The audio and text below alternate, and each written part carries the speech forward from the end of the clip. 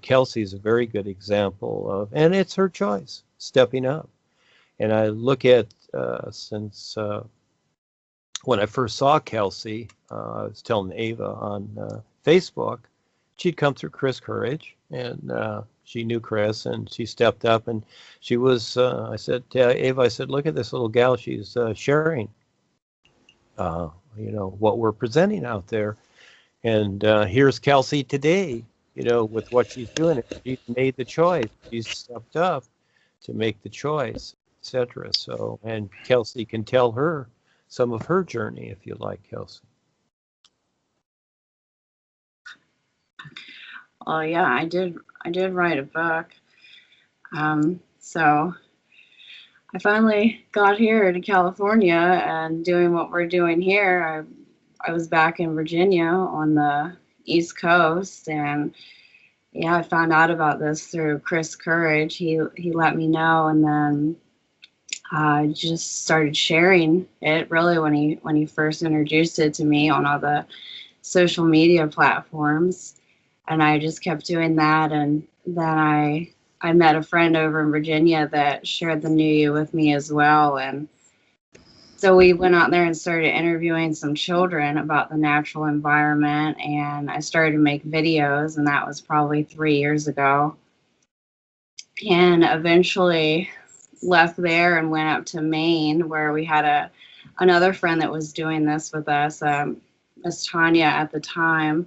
We did our some groups. We did some groups and Skype calls, and started doing some weekly Skype calls 3 years ago when I first came into this. Really, when Duane first suggested that people start to do the worldwide educators or around the world, and yeah, I've done a lot, but eventually then left Maine and went over to Mr. Val, which I see just came back here to the Skype, and Val and I we did the city council. He ran for city council. We did a lot of skits with Duane, and those are on Facebook. I mean, just a lot. And then came down here with Duane, and yeah, it's a lot better. Everyone being together, it's a lot easier, and things get quicker too. And then yeah, just wrote my book, and we do the Facebook Lives. That's what we did last night. We do that every Friday, and we used to do it even more than once a week. And I did a lot of videos here myself too, just going live on Facebook every night for a while. And then I think that's where Henry saw some of my videos and started some Skypes with Eric and Henry, and now Henry's out here and we're going the microgreens in the water. So learned a lot, and here we are. So we have a Skype tonight, by the way, New Kids Skype, and anybody is welcome. We're doing that every Saturday at 9 p.m. for anybody that wants to join, like Titus or Kevin or anyone. And thanks, Kevin, for recording this call and doing the YouTube video uploads. Thank you, everyone. Thank you, Duane. Yeah, and Kelsey learned to surf too. Yes, we went out surfing last night. We usually try to jump out in the water every day to just rinse ourselves off from all of this, get out of the box. So yeah, it's what it is. And Huntington Beach right now is a great place to live. I love it here. I've been here for most of my life, and it's a great place to relate to because I like the ocean, etc. And it's bombarded with microwaves, and Claudia was out here for a while. It was really tough on her, so she had to go back to Texas. It's very intense here. I'm amazed that I can survive it, but some of my friends, they're not doing good. They're going through a lot because the radiation is everywhere, and it's getting more intense. So is Val back? Did Val want to confess something also? Yeah, hi, everybody. And I was in a corporation for 40 years, and this is what I did there was mainly what they call Vahana work, or like spreading the message of Ek and all that. So when I came into there, because that was primarily what I liked about. I didn't really like going to the classes that much because, again, they just sat around and talked. So I like to get out in the community and spread the word, you'd say. So coming into this is like an extension of that, but it's upgraded tremendously, and you're out there, or I'm out there, and we're out there as our little group there in Huntington Beach, just sharing about what's going on. So it was really nice transition from doing that, which was valuable in its own way, getting out there and getting practice being in the public. But now it's just so much more expansive and more.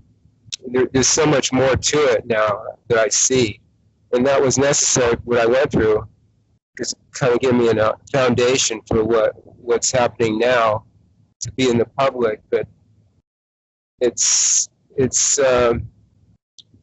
really initially I asked for I really enjoyed the adventure part, but this is really adventure and much more. I mean, you could say it's an adventure, but it's just becoming more aware. It's tremendously fulfilling, whatever you want to say. It's just it's not even that. It's just what it is. But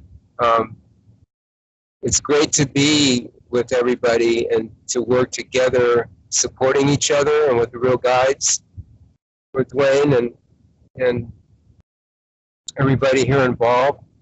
It takes a community, especially here in these days here on the planet, where there's so much restriction and all that. So it really takes a community to make or to get something going here, so people have the opportunity. So thank everybody. Thank you.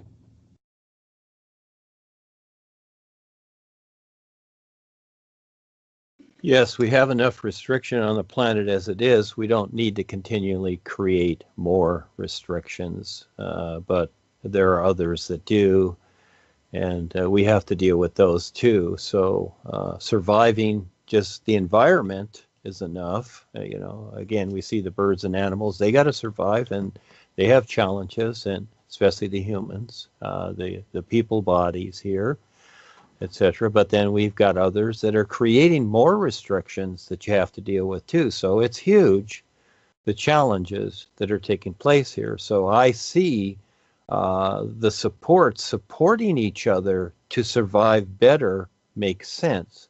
It's not about, we're creating communities because we're all going to be together and love each other and have fun. No, I see survival as first. When it comes to love, happiness, or thrills, or sensations, like anything, that's something personal. That's what each person does for themselves. And, many of these things are celebrated. I would say it's over-exaggerated. Just like the seagulls on the beach, sometimes they squawk together, but, they're not into celebrations. They don't do fireworks, etc. But so we're just playing the role here. So we're trying to create another event just to get people's attention, to see if anybody will pay attention to anything. Just trying to get people to pay attention to the natural environment that supports us. That's a biggie. That's a toughie. And again, like at OCC, where Val confronted these people, and they even questioned him. It's like, well, we still don't know what your event's about, Val. And it's like, geez, what does it take? We've toned it down so much to where, do we have to bring in a pail of dirt with a flower in it to show them this is what we do? We plant flowers. So again, it gets to that, and but for the most part, they're going to go, oh, that's all dirty. Don't get that near me. It's like, well, this is what grows your food, all right, that you eat, but again, because things come in plastic in the freezer section, people can't relate to that, and all they do is put it in the microwave, and voila, they got dinner. So this is the world today. It's all fine. It's a challenge. Very grateful that you're there, Charles. Always like to hear your adventures. But again, as we continue to look at these ideas, really what makes more sense, and that is doing something. So we get the idea of something, and it's just like the pioneers. They're out there, and there's nothing there. There's the grass, the river, the forest, the trees, and so few of them get together and say, you know what, why don't we build a house? Yeah, or we'll just stand here every day and look at each other. We have that choice. So all of a sudden they get together and figure things out, how to, chop down the trees and mold them into a log cabin, etc. It's doing something. And so what we're doing here overall, because we're basically set up in this lifetime with our personal lives for the most part, not always, but for the most part, it only makes sense to me is to get together, support each other, to promote the true reality the isness life is. And that's big adventure. I don't take it for granted. If it's 1,000 more lifetimes to figure this out, then so be it. It's not it's not a quick fix situation. It's huge. And it's not going to be fixed out. It's not going to be fixed for anybody. It's not going to be figured out for anyone. This is where each person has to figure it out. And this is why most people leave. And look at the group that you're in there with Miriam, Charles. Why are they leaving? Because, supposedly the new presentation is to fix things for them. No, this is where they must do it every step of the way.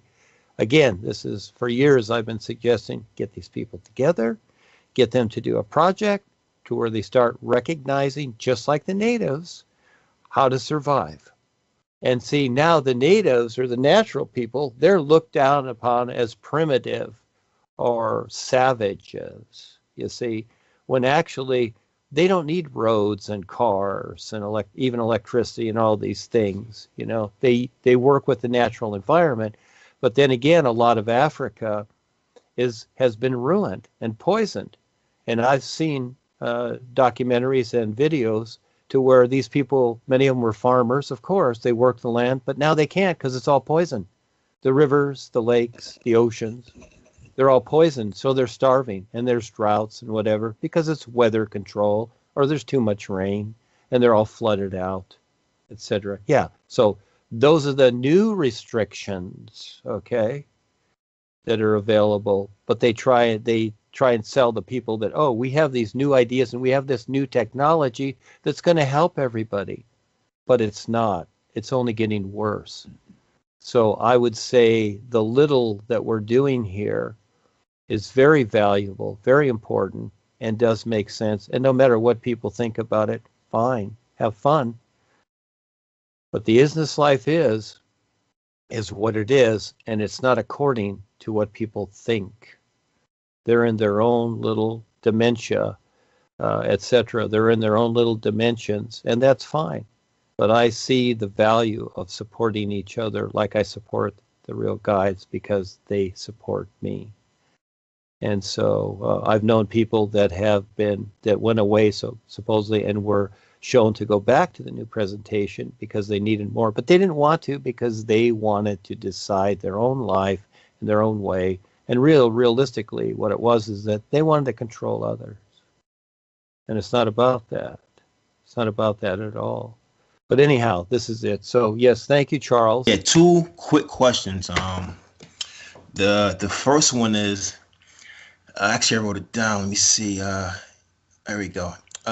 Is it possible to get an influence while sleeping by someone who is strongly tap-lined by the column god? My mom is a minister. She's up every morning and praying and doing her devotion. She prays out loud while I'm sleeping. So I guess my question is, does this affect my awareness or somehow intercept my roadside experiences while I'm sleeping? Well, let's take it like this, give it a physical example. Okay, see that, her praying and her feelings and ideas, that deals with the other bodies, doesn't it? The praying, the verbal, that's the physical body, but then she has her emotions, her ideas, mental bodies. Those are in the other realms. So let's take the idea. Let's say your mom gets up like my mom used to when I had to live with her. She gets up every morning. First thing she does is lights up a cigarette. Okay. And so you got to breathe that air, right? So think of it like that. Yeah, there is an influence there, and you have to deal with it. And it's going to be how you deal with it. So you can come and go accordingly, or you sit there and you deal with it. So yeah, it's your choice. But it's like that, like she would be lighting a cigarette every morning, and you got to deal with it. Or you don't, you leave. Your choice. Okay. Thanks. Definitely cleared things up for me. And the second question, the last one is, I had actually wrote Kelsey the same roadside experience about 2 weeks ago. To sum it up, I wrote it down. It says, I was at my own funeral, and Duane and Kelsey both showed up. While everyone was mourning, you guys told me not to worry about anything, and that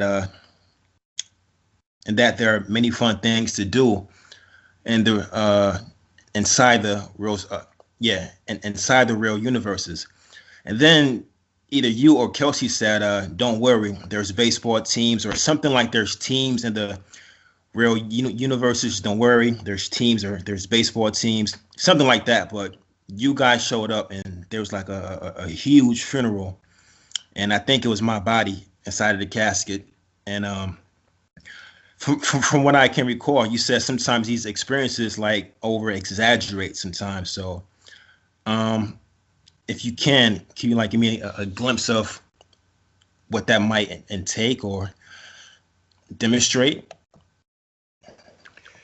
These things are fun, Titus. I appreciate it. I read that little experience you had, and, it's better to personally discuss these things instead of just text all the time, because you get a limited view. But, and I don't want to sit here and write, a chapter in a book explaining people's experiences anymore. But, one way to look at it is that there's the old part of you is dying. And, again, it's an experience that you're having. And then it can also be that others are seeing. In other words, others are looking at you and thinking that, oh, you're not the same as you were before, Titus. You see, look at all the people attending the funeral. Wouldn't they be people you know? And, as you become more aware, just like when I was in the corporation, all of a sudden your old friends kind of drop away, don't they? Because it's not the same awareness anymore. There's not the same agreement anymore. And they look at you and they go, well, you've changed. Are you okay? You're not sick or ill, or you're not dying, are you? You see, now you see all these viewpoints of what you're experiencing. In other words, it's an objective view for yourself to be more objective. It's what's really taking place. Do you see that? Yeah, see, it's not about, because there's no such thing as death. And so again, everything that we're experiencing, so I see it as all those people that are attending the funeral, I don't know how many there are, whatever, but you see, myself, Kelsey, and you, and whatever, we have the awareness. We know there's something else. So it's like, hey, it's okay. It's almost like saying, let these people think what they like about you. Let them attend the funeral, but you know what? Let's go play. And so, one of the things I basically, there's about 3 basic ideas that I have fun with. One is I don't leave Huntington Beach. Remember when I re-met my dad 30 years later during this lifetime, and he thought I was going to come to Minnesota again. I said, I don't leave Huntington Beach. And another one is I don't go to weddings and I don't go to funerals because I don't see any purpose in them. So again, when people get married, I jokingly say, well, are you preparing for the divorce? Because everything comes and goes here. So it's just, it's a role that we play. But I see from that experience, that's why in it, I'm saying to you, the real awareness is saying, don't worry about it. It's just a view that others, I would say for the most part, it's a view of what others have created about you. You decide, if you can see that, and the people that you relate to. It's there, but it's very subtle. But again, you don't see their thoughts. And just like your mom that prays every day, you don't really know what she's doing inside, because you don't see her thoughts unless you go to the real side and see them. But then again, that's her choice, isn't it? And all these people have made their choice, and we're referring to, it's like, hey, you don't have to worry about this. Let's go have fun. Let's go play in the real universes. You see? Makes sense. I'm definitely grateful to attend these Skype calls. I just want to say that I wish I could attend more, but I work at a drudgery 6 to 6 shift, like 5 days throughout the week. So, which I hate, but I'm thankful to be on these calls, man. Just hearing Charles' questions and you presenting what from your perspective is helping me out slowly but surely. And one more thing, I'm starting to see that that family can be a burden, like literally. I mean, and friends, because they have the old mentality, And I was born and raised in a church family that's conditioned, Is so. I mean, and waking up to this, it's like a huge lightning bolt, So. Like I said, family I'm starting to see is a burden, and close friends, because they have that same God mindset mentality. So I'm just very grateful to be here. Well, in the same instant, young man, it's your family that raised you and got you this far. So again, it's it works both ways. And so now that you recognize what's going on, okay, yeah, you have to tolerate a lot. Just like when I was raised by my mom, she was a smoker and a drinker, but she was very responsible. She took care of everything, and I didn't like it. But again, she raised me, and so you see that compensation and etc. And yes, it is a burden, but at the same time, it's what it is. And your job, I get it. This world is what it is, but you have an imagination. And you create your own insight to a step at a time, get yourself into a new position. That's up to you, you see? So anything's possible. This is where I've created this and a whole lot more, and we're doing the galaxy thing, and I haven't told everything about that, but that's even a bigger adventure. But unless you decide it, it's not going to be so. So again, this is where you have your awareness and you utilize those faculties you have. And it's going to take some time. It's kind of like, if you want a certain career or job, you have to go to school and get your, a diploma or a degree in something to, finally get into that position. It takes time, but, that's up to you where you start. And the end result is you're always the decider. And in the meantime, yes, what we're providing is that you have the awareness to do whatever you want. At the same time, we're sharing views of what else is possible. And this is what I've set into motion, is to do these projects, and especially the vessel project. That's a bigger one, etc. And it's already done on the real side.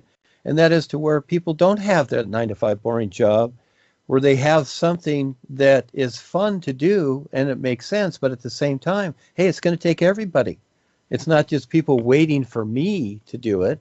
It's going to take everybody, you see, and it's going to take right now, because we have the monetary system, it's going to take a few dollars here and there to contribute and all these things. It's going to take everything. And so, but who will step up and do everything, you see?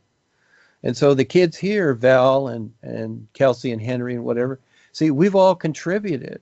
And Henry, Kelsey and Henry discussed it, and you got Henry bought the John Ellis water machine. Now we're selling the water. They're doing the greens, whatever. See, and I contribute. I get funding from certain people, and I have my own money too, etc. And we contribute. We're making this. We're expanding this. So we're doing something, and at the same time presenting this. So again, the possibility for you is endless, but you decide how to see that. And this is the fun part, to where I always recommend it as people come into this, the first thing they do is start to move towards getting your own group and bringing others in to discuss, and especially with the natural environment that's being destroyed, and how to survive better and figuring out ways to do that, etc. And so this is what the kids are doing. We use the water, but at the same time, we sell it too. We've had situations with the mailing, but we'll figure those out. But we constantly keep expanding. We're also doing the events at the colleges. Those can bring in funding, but it's not about chasing the money. It's about doing something, and let's see how long the world will last. But your situation there, a step at a time, you can transform that into something better. And again, I was kind of like, I had attitudes too about my parents. I couldn't wait to get away at 17. I left home. But at the same time, now I look back, if there was something I would do different, and that is that more appreciate my parents for what they did, because my mother was cool. But at the same time, I didn't want to be around her because she liked to smoke all the time. And so she knew my daughter also. But, they support you. So you decide how you will compensate that accordingly, because these people, they do care. But this is where your challenge comes in, to share something about what you're doing, just like the natural environment, etc., and what's going on with that. So, as people, this is what I'm seeing. You see all the religious people and all the ideas in the world. But, as you in some way creatively get people to focus on real survival in the natural environment that's being destroyed, they kind of let these ideas go a little bit. And let's see who, you might say, crosses the line to where it's like, wow, I see what's going on here. This is important. But again, that's a challenge, to present that and get people to just try to make sense of surviving here. And it's a lot better with, as we support each other, than agreeing to, the demise, to where most people just look up at the sky and they see the chemtrails, but they don't care. It's like, well, there's nothing I can do about it. Yes, there is. You can become more aware, but if you decide not to, well, they're gonna control everything, and you're gonna soon be gone. So again, there's always that choice there. And yes, appreciate you, Titus, stepping up. You sound like a brand new kid stepping up and just wanting to play ball. Well, it's how you do it. And yeah, you're welcome. Thank you for showing up.